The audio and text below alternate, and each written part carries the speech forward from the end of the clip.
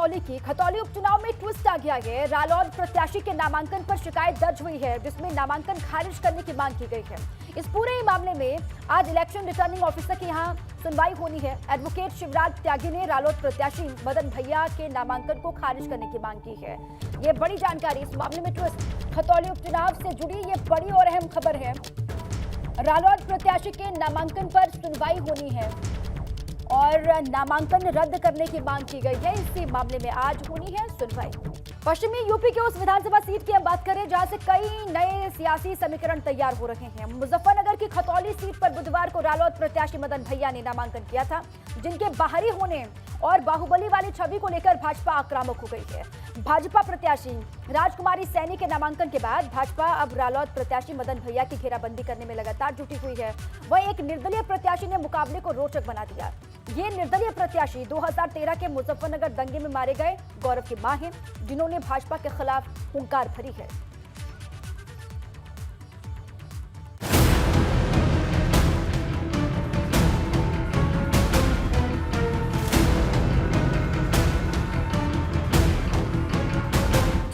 खतौली में भाजपा का परदेसी वाला खेला। तुम तो ठहरे परदेसी, तुम तो ठहरे परदेसी, साथ क्या निभाओगे? साथ क्या निभाओगे? 5 तारीख को पहली गाड़ी से घर को लौटे। 5 तारीख को पहली। बाहुबली उखाड़ेगा रालोद का हैंडपंप। अभी लोगों ने कहा, हमारे पत्रकार बंधु कह रहे थे कि बाहुबली लड़ रहा है। देखिए, मैं कहना चाहता हूं, भारतीय जनता पार्टी के साथ जनबल है, जनता की ताकत है। खतौली में उपचुनाव, 2013 हिंसा पर सियासी तनाव। बच्चों को कोई इंसाफ नहीं मिला, उस वजह से हम चुनाव में आए। सुविधा कही थी, उन्होंने कुछ सुविधा नहीं दी, इस वजह से हम चुनाव में आए। खतौली के चुनावी खेल में भाजपा की राजकुमारी सैनी, रालोद के मदन भैया और कांवल हिंसा में मारे गए गौरव की मां सुरेशवती मैदान में है। हालांकि मुख्य मुकाबला भाजपा और रालोद के बीच माना जा रहा, जिनके बीच जुबानी जंग बाहुबली पर आकर टिक गई है।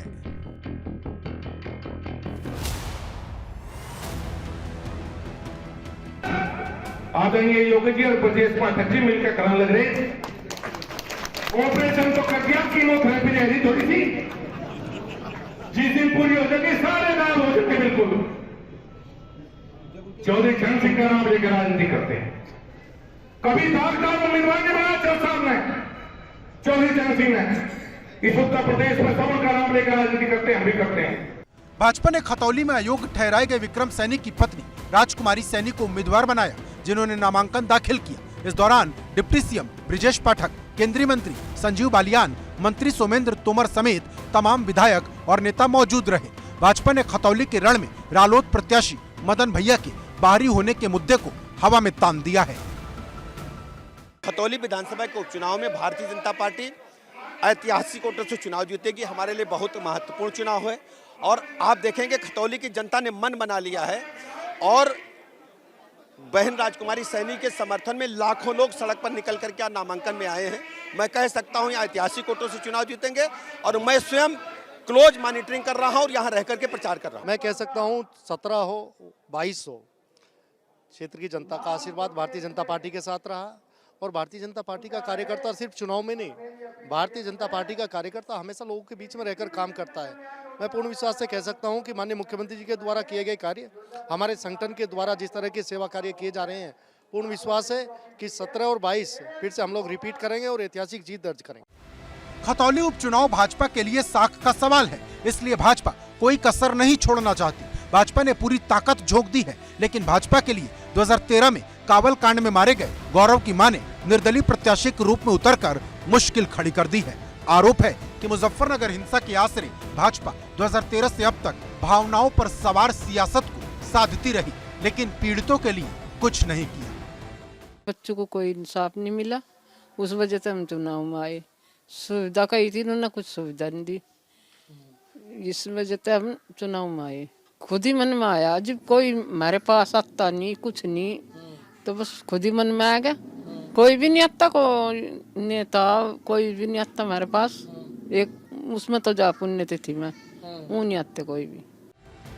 खतौली उपचुनाव में मदन भैया के चेहरे पर रालोद ने जाट, गुजर और मुस्लिम गठजोड़ बनाने की कोशिश की, जिस पर भाजपा मदन भैया की बाहुबली वाली छवि और बाहरी होने के मुद्दे को हवा में उछालकर चुनाव को स्थानीय बनाम बाहरी बनाने की रणनीति पर आगे बढ़ रही। लेकिन मुश्किल ये है कि अगर मदन भैया और रालोद जाट, गुजर और मुस्लिम गठजोड़ बनाने में कामयाब रहे तो भाजपा के लिए मुश्किल हो सकती है। मुजफ्फरनगर की खतौली सीट से सनुज शर्मा, एबीपी गंगा। पूर्वांचल के माफिया डॉन के तौर पर बदनाम मुख्तार अंसारी के विधायक बेटे अब्बास अंसारी की ईडी की कस्टडी रिमांड आज खत्म हो रही है और ईडी ने मुख्तार अंसारी के खिलाफ दर्ज मनी लॉन्ड्रिंग केस में अब्बास को गिरफ्तार किया था। अब्बास 5 नवंबर से ईडी की कस्टडी में ही है और अब देखना यह होगा कि ईडी एक बार फिर अब्बास के रिमांड बढ़ाए जाने की अर्जी देती है या फिर उसे न्यायिक हिरासत में सौंप देती है। अगर ईडी अब्बास की और कस्टडी नहीं मांगती है तो अब्बास की तरफ से जमानत की अर्जी दाखिल की जा सकती है। 5 नवंबर से लगातार हिरासत में है अब्बास अंसारी। आज जेल होगी या बेल, इसको लेकर स्थिति साफ होनी है, फैसला आना है। रिमांड की अवधि और बढ़ेगी या फिर क्या? अब्बास अंसारी की रिमांड पर आज फैसला आएगा। ईडी की रिमांड आज खत्म हो रही है और इसीलिए आज का दिन अब्बास अंसारी के लिए अहम हो जाता है। इस पर क्या फैसला आएगा? रिमांड की अवधि को और बढ़ाने की अर्जी लगाई जाएगी या फिर क्या होगा, इस पर लगातार नजर है। 5 नवंबर की तारीख जब से ईडी की हिरासत में अब्बास अंसारी है तब से ही लगातार पूछताछ भी हो रही है, कई खुलासे भी लगातार हो रहे हैं और उन खुलासों के बीच में आज का ये दिन अहम हो जाता है। ईडी की रिमांड अवधि आज खत्म हो रही है और इसीलिए कहा जा रहा है कि आज का दिन अब्बास अंसारी के लिए अहम। लगातार रिमांड की अवधि और आगे बढ़ाई जाएगी या फिर अब्बास की तरफ से जमानत की अर्जी दाखिल की जा सकती है आगे, इसकी भी संभावना है। ये भी खबर सामने आ रही है। 5 नवंबर से लगातार ईडी पूछताछ कर रही है और अब्बास अंसारी के बाद शर्जिल रजा को भी पकड़ा गया, उससे भी लगातार हो रही है पूछताछ और भी आगे ये कहा गया, जो जानकारियां मिली, जो इनपुट मिले, उससे कहा गया कि आने वाले वक्त में जो परेशानियां हैं मुख्तार एंड फैमिली की वो कम होने वाली बिल्कुल भी नहीं है। आने वाले वक्त में और भी गिरफ्तारियां हो सकती हैं। जो पूछताछ हो रहे हैं, पूछताछ में जो खुलासे हो रहे हैं अब्बास अंसारी से, शर्जिल रजा से, उसके बाद ये कहा जा रहा है कि और गिरफ्तारियां संभव हैं जल्द। बात ज्ञानवापी मामले की करते हैं। ज्ञानवापी मामले में मुस्लिम पक्ष को एक और झटका लगा है। वाराणसी की फास्ट ट्रैक कोर्ट ने परिसर में मिले कथित शिवलिंग के पूजा के अधिकार समेत कई मामलों को सुनवाई के योग्य माना है।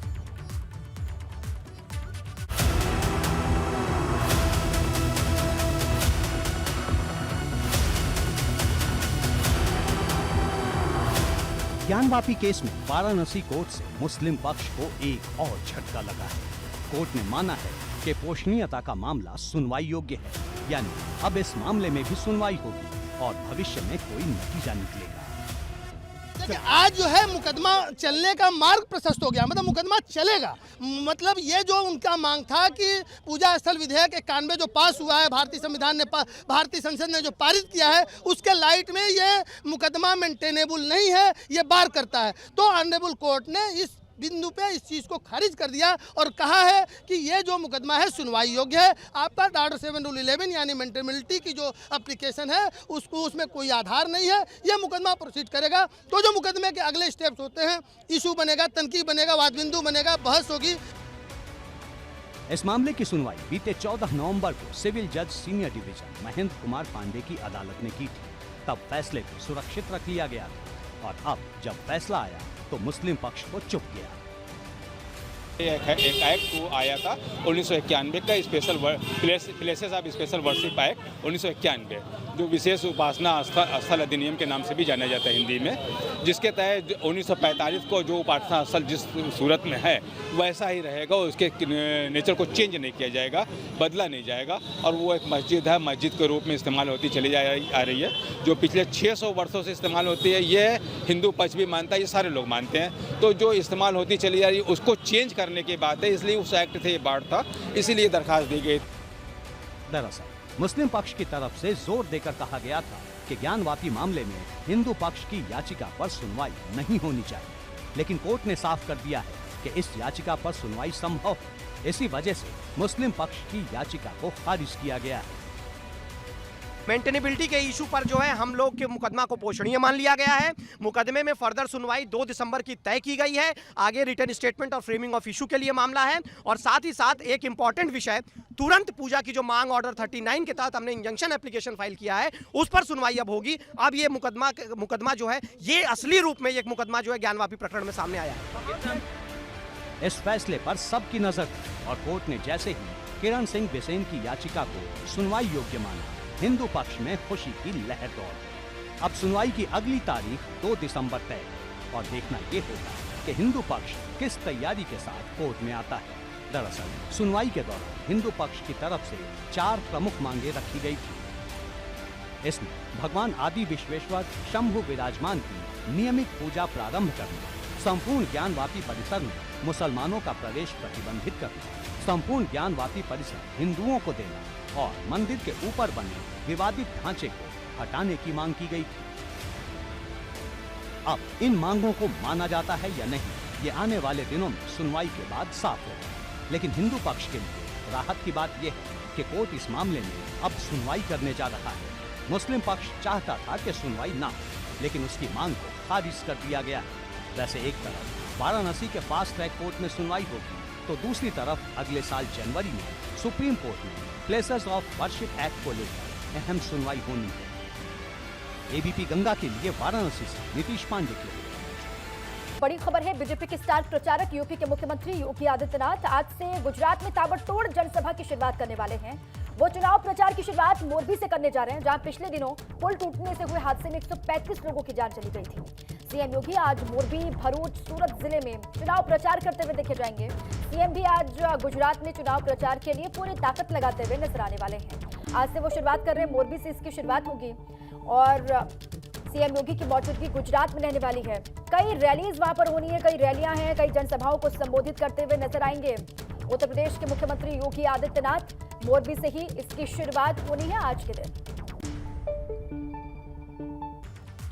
चाचा शिवपाल का आशीर्वाद मिलने के बाद अखिलेश मिशन मैनपुरी पर लग गए हैं। वो विधानसभा क्षेत्र करहल में बूथ प्रभारियों के साथ बैठक करेंगे, जिसमें पूर्व सांसद तेज प्रताप यादव, पूर्व विधायक सोबरन सिंह यादव, पूर्व मंत्री सुभाष चंद्र यादव, पूर्व एमएलसी अरविंद प्रताप सिंह यादव और एमएलसी मुकुल यादव समेत तमाम सपा और प्रसपा के पदाधिकारी, साथ में नेता शामिल होंगे। उधर भाजपा प्रत्याशी रघुराज सिंह शाक्य को लेकर भी जानकारी है कि वो शिवपाल सिंह यादव के गढ़ यानी कि जसवंत नगर में जनसंपर्क करते हुए वोट की अपील करते हुए नजर आने वाले हैं। तो मिशन मैनपुरी में निकल चुके हैं अखिलेश यादव। वहां पर लगातार वो पदाधिकारियों के साथ में, नेताओं के साथ में, कार्यकर्ताओं के साथ में बैठक करने वाले हैं और आगे बढ़ना है पूरे जोर शोर से। ये सभी से वो अपील करेंगे। डिंपल यादव को जिताने के लिए सभी का साथ जरूरी है, ये बार बार समाजवादी पार्टी की तरफ से कहा जा रहा है। रामपुर की बात करते हैं। रामपुर के रण में सुभासपा भी उतरेगी। रामपुर में पहले ओम प्रकाश राजभर की पार्टी अपने सहयोगी भागीदारी पार्टी के उम्मीदवार को चुनाव मैदान में उतार रही थी, लेकिन अब खुद सुभासपा अपना उम्मीदवार रामपुर चुनाव में उतारेगी। आज रामपुर में नामांकन का अंतिम दिन है और अंतिम दिन सुभासपा उम्मीदवार जयवीर सिंह अपना नामांकन दाखिल करेंगे। यह अखिलेश यादव का एकजुटता का संदेश जो उन्होंने दिया है, उसको लेकर ये ट्वीट आपके सामने। नेताजी और घर के बड़ों के साथ साथ मैनपुरी की जनता का भी आशीर्वाद साथ है। ये इससे पहले जो बात हम आपको बता रहे थे कि अखिलेश लगातार एकजुटता का संदेश भी दे रहे हैं, मैनपुरी में ही लगातार वो डटे भी हुए हैं, वहां पर पदाधिकारियों कार्यकर्ताओं से लगातार मिल रहे हैं।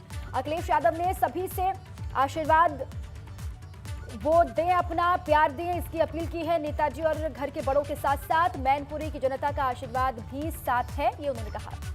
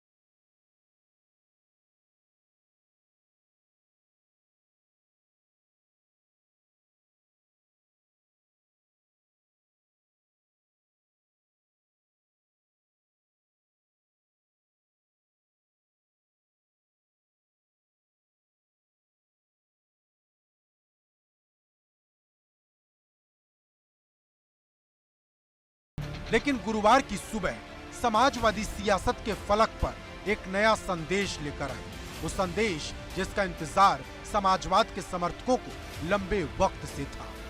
अखिलेश यादव पत्नी डिंपल यादव के साथ चाचा शिवपाल यादव के घर पहुंचे, उनसे बात। इस दौरान शिवपाल यादव के बेटे आदित्य यादव भी साथ थे। करीब 1 घंटे चली मुलाकात के दौरान मैनपुरी उपचुनाव समेत दूसरे मुद्दों पर चर्चा हुई। इसके बाद अखिलेश यादव ने ट्वीट कर जो संदेश दिया, उसने मैनपुरी के महासमर में समाजवादी राजनीति का नया मंच खड़ा कर दिया। अखिलेश यादव ने ट्वीट में लिखा, नेताजी और घर के बड़ों के साथ साथ मैनपुरी की जनता का भी आशीर्वाद साथ है। मैनपुरी लोकसभा उपचुनाव है। इस बार का ये उपचुनाव पिछले बार की तुलना में इतना आसान नहीं है। इस बात को सैफई परिवार अच्छे से समझ रहा है और ऐसे में एकजुटता का मैसेज देने का की जो कोशिश है, उसी क्रम में शिवपाल सिंह यादव को मान मनोबल का जो दौर है, उनको मनाने का जो प्रयास है, उसी क्रम में आज अखिलेश यादव उनके आवास पर पहुंचे, बाद में डिंपल यादव पहुंची और ऐसे में अब लग रहा है कि पूरा परिवार एकजुट होकर अब चुनावी मैदान में कूद जाएगा। और ये चीज़ें पिछले 2-3 दिन से लगातार निकलकर सामने आ रही थी कि परिवार में लगातार सभी को एक साथ लेकर इस चुनाव को लड़ने का जो के लिए जो प्रयास हैं वो लगातार चल रहे हैं। और आज जो तस्वीर आई है उससे लग रहा है कि चाचा शिवपाल मान गए हैं। मैनपुरी उपचुनाव में शिवपाल यादव क्यों जरूरी है, इसे ऐसे समझा जा सकता है कि साल 1996 में नेताजी ने मैनपुरी से पहली बार संसदीय चुनाव लड़ा था। तब से लेकर अब तक मैनपुरी सीट पर चुनावी अभियान को शिवपाल यादव संभालते आए। ऐसे में अब जब नेताजी नहीं है तो शिवपाल यादव की अहमियत और बढ़ जाती है।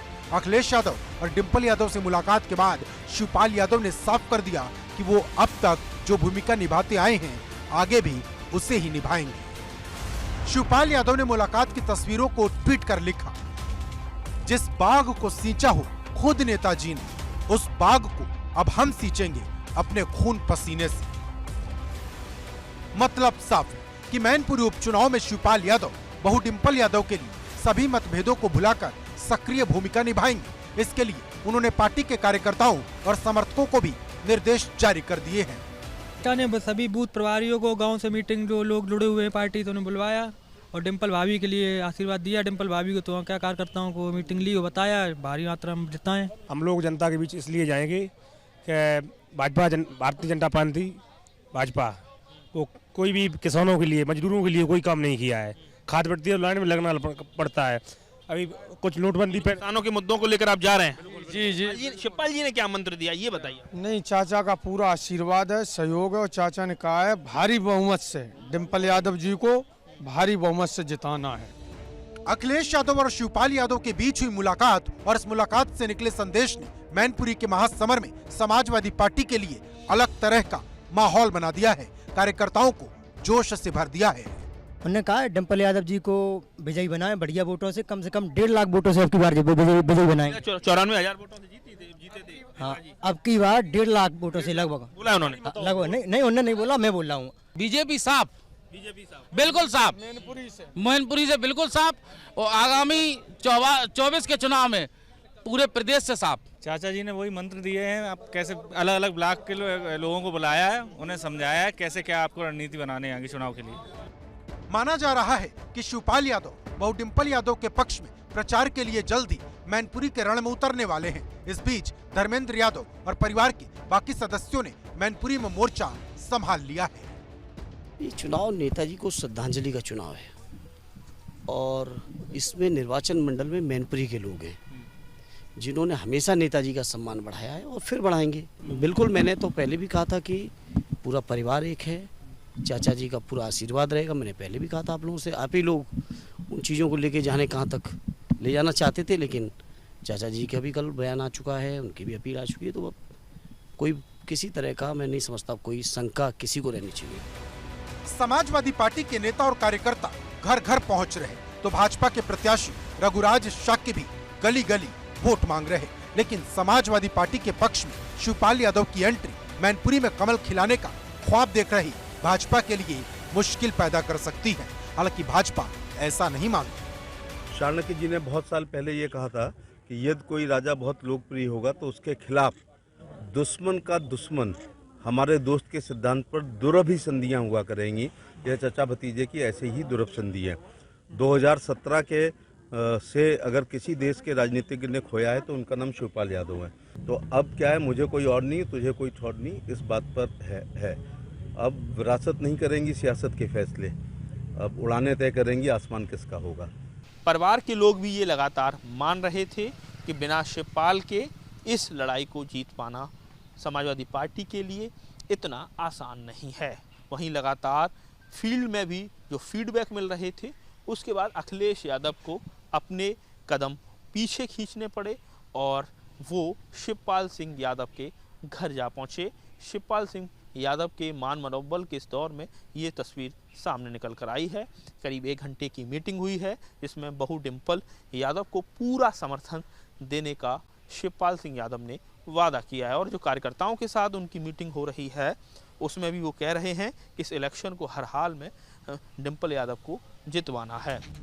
मैनपुरी उपचुनाव में शिवपाल यादव की अहमियत कितनी ज्यादा है, इसे एक आंकड़े से समझा जा सकता है कि इसी साल हुए विधानसभा चुनाव में शिवपाल यादव ने 90,000 से ज्यादा वोट से जीत दर्ज की। गौरतलब है जसवंत नगर सीट मैनपुरी संसदीय सीट का हिस्सा है, जबकि 2019 में मुलायम सिंह यादव ने भी 94,000 वोट से मैनपुरी सीट पर लोकसभा चुनाव जीता था। ऐसे में समझना मुश्किल नहीं कि शिवपाल यादव मैनपुरी के महासमर में क्यों अहम है। सैफई से नितिन उपाध्याय के साथ ब्यूरो रिपोर्ट एबीपी गंगा। बात आजम खान की। विधायकी गवा चुके आजम खान ने वोट देने का अधिकार भी गवा दिया है। सपा नेता आजम खान को निर्वाचन आयोग से बड़ा झटका लगा है। वोटर लिस्ट से आजम खान का नाम हटा दिया गया और अब आजम 5 दिसंबर के उपचुनाव में भी वोट नहीं डाल पाएंगे। ये अपने आप में पहला मामला होगा जब किसी राजनीतिक नेता को सजा मिलने पर वोट का अधिकार छीना गया हो। अब अगले 6 साल तक आजम खान कोई भी वोट नहीं डाल पाएंगे। आजम खान को एक और झटका, वोटर लिस्ट से नाम हटा दिया गया। सजा होने के बाद निर्वाचन आयोग का एक बड़ा फैसला है और अगले 6 साल वोट नहीं डाल पाएंगे। समाजवादी पार्टी के वरिष्ठ नेता आजम खान 5 दिसंबर को भी वोट नहीं डाल पाएंगे। उनकी विधायकी जाने के बाद जो रामपुर में उपचुनाव हो रहे हैं उसमें भी उनको वोट करने का अधिकार नहीं होगा और वोटर लिस्ट से उनका नाम हटा दिया गया है निर्वाचन आयोग की तरफ से। ये एक और बड़ा झटका है। लगातार किस तरीके से झटके लग रहे हैं आजम खान को, उसी फहरिस्त में ये बड़ी खबर आपके सामने है जहां पर वोट देने का उनका अधिकार भी निर्वाचन आयोग ने छीन लिया है। आजम खान इमोशनल हो रहे हैं, जनता को जुल्म और ज्यादती का संदेश दे रहे हैं, विधायकी जाने का गम दिखा रहे हैं, 45 साल की रहनुमाई का वास्ता भी दे रहे हैं। इस बीच आजम खान से वोट देने का अधिकार भी छिन गया है। रामपुर उपचुनाव में आजम खान वोट नहीं दे पाएंगे। भाजपा प्रत्याशी आकाश सक्सेना ने निर्वाचन रजिस्ट्रेशन अधिकारी से आजम खान से वोट का अधिकार छीनने की मांग की थी। उधर सड़क सफाई करने वाली मशीन की चोरी के केस में भी आजम खान की मुश्किलें बढ़ने वाली हैं।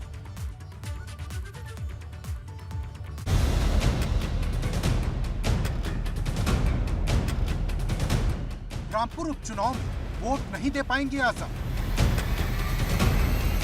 विधायकी चली गई, वोट का अधिकार भी गया। आजम खान रामपुर विधानसभा क्षेत्र से अपनी विधायकी गवा चुके हैं। अब उनसे वोट का अधिकार भी छिन गया है। आजम खान का नाम मतदाता सूची से काट दिया गया है। दरअसल भाजपा प्रत्याशी आकाश सक्सेना ने निर्वाचन रजिस्ट्रेशन अधिकारी को पत्र लिखकर ये मांग की थी कि आजम खान का नाम मतदाता सूची से काटा जाए। इसके पीछे आकाश सक्सेना ने लोक प्रतिनिधित्व कानून का हवाला दिया था, जिसके तहत सजायाफ्ता को वोट के अधिकार से वंचित किए जाने का प्रावधान है। दरअसल आजम खान को हेट स्पीच केस में 3 साल की सजा मिली है। 27 अक्टूबर को एमपी एमएलए कोर्ट ने सजा सुनाई थी, जिसके बाद आजम खान की विधायकी रद्द हो गई। विधायकी जाने के बाद भी आजम खान की मुश्किलें कम नहीं हो रही हैं। जौहर यूनिवर्सिटी से बरामद सफाई मशीन केस में पुलिस ने चार्जशीट दाखिल कर दी है। चार्जशीट में आजम खान, अब्दुल्ला आजम, सालिम। सितंबर के महीने में जौहर विश्वविद्यालय से पुलिस ने सड़क की सफाई करने वाली नगर पालिका की कथित मशीन बरामद की थी, जिसे लेकर पुलिस ने बयान दिया कि मशीन रामपुर नगर पालिका की थी, जिसे गलत तरीके से जौहर विश्वविद्यालय लाया गया और फिर बाद में जमीन में दफन कर दिया गया। हालांकि पुलिस के इस दावे पर भी तमाम सवाल उठ चुके हैं। फिलहाल पुलिस ने चार्जशीट दाखिल कर दी है। अब कोर्ट में तय होगा कि पुलिस के आरोप कितने सही हैं। Bureau report ABP Ganga.